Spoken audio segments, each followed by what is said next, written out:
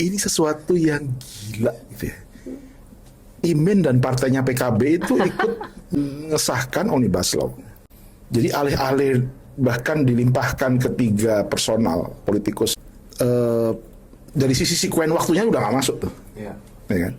Kan ini nggak mungkin banjir ini akibat dari kebijakan setahun, kan nggak mungkin. Iya, udah lama. Prabowo nggak belain 3 orang ini ya. Tapi sialnya memang kabinet Prabowo ini kan blunder nih. Harusnya kan Prabowo bilang gini, ini hasil dari Pak Jokowi 10 tahun. Dia ngomong sawit daun, apa segala macam. Guru harusnya pakai kurikulum untuk apa gitu. Jadi Prabowo kayak pasang badan gitu. Padahal kalau dia mau ngeles, dia bisa. 10 tahun era Jokowi dengan ugal-ugalan pertumbuhan ekonomi, ya ini hasilnya, deforestasi. Ekonomi nggak tumbuh juga. Persis itu ya maksudnya. Apa bahkan ini ya akumulasi dari era Zulhas dan SBY yang saya pakai lagi semua koalisi menterinya gitu. Oh iya. Iya kan itu kan. SBY ada di koalisinya itu, Zulhas juga ada. Jadi kan tapi kan tadi karena para politikus ini saling sandra dan saling pegang kartu, argumentasi itu nggak mungkin keluar. Gitu. Tapi kita kan sebagai publik itu punya record yang baik harusnya. Bahwa orang-orang yang sekarang seolah saling lempar ini sebenarnya adalah bagian dari yang membuat Sumatera hari ini seperti itu. Orang yang sama ini yang sedang membuat Sulawesi Halmahera seperti itu. Orang-orang yang sama ini yang sedang menghabisi Papua dengan cara yang sama. Gitu. Jadi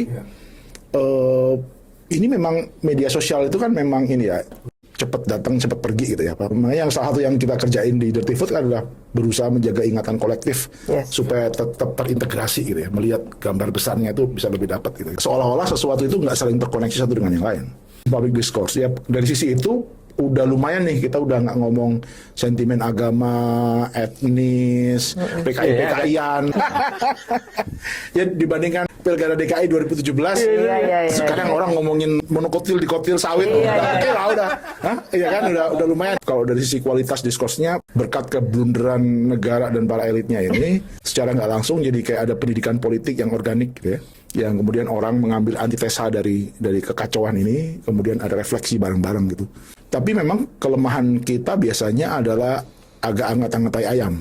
Itu kelemahan dunia digital ya. Tapi kekuatan dunia digital, kelebihannya adalah dia juga mudah di-recall sih.